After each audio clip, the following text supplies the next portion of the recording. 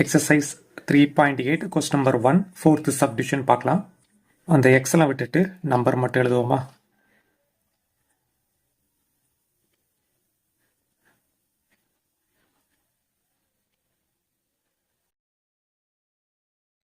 இங்கே என்ன நம்பர் போடுறோமோ அதே நம்பர் தான் மேலேயும் போடணும். ரெண்டுத்தையும் மல்டிப்ளை பண்ணால் இந்த 120 மேட்ச் ஆகணும்.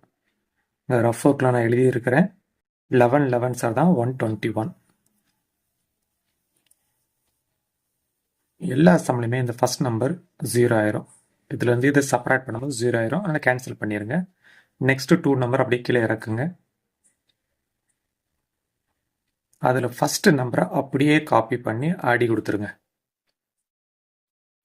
இப்போ வெளியே மேலே என்ன இருக்கோ அதை 2ஆல் மல்டிப்ளை பண்ணுங்க.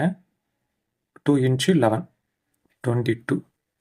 இப்போ உள்ளே இருக்கிற ஃபஸ்ட்டு நம்பரை வெளியே இருக்கிற ஃபஸ்ட்டு நம்பரால் டிவைட் பண்ணும்.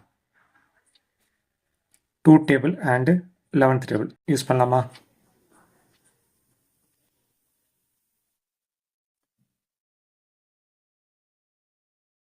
ஓகே, -9 வரும்.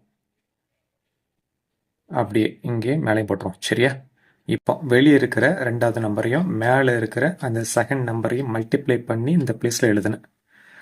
மைனஸு மல்டிப்ளை பண்ணால் plus 9 9s are 81.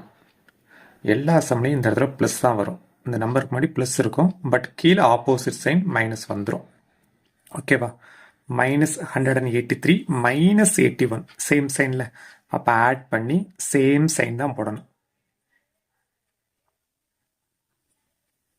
Okay, remaining 2 number அப்படியே கீழே இறக்கிருங்க.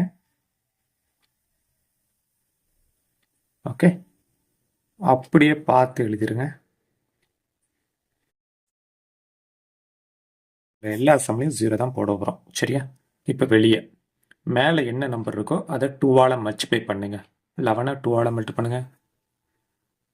அடுத்த நம்பர் இதையும் 2ஆல் மல்டிப்ளை பண்ணுங்க. நெகட்டிவ் இருக்குது. இப்போ மேலே ஒரு நம்பர் இல்லை 2 நம்பர் இல்லை 3 நம்பர் வரும். சரியா? அந்த 3 நம்பர் கண்டுபிடிக்கல.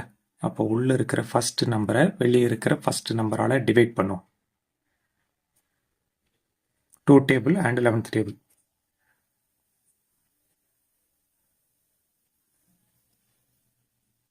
லெவல் 12 சார் மைனஸ் இருக்கு.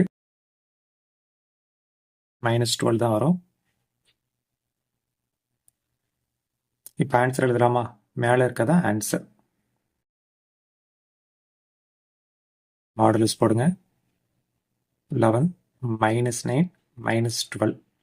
ஃபஸ்ட் நம்பர் கூட x² போட்டுருவோம். செகண்ட் நம்பர் கூட எக்ஸை போட்டுருங்க. அவ்வளோதான்.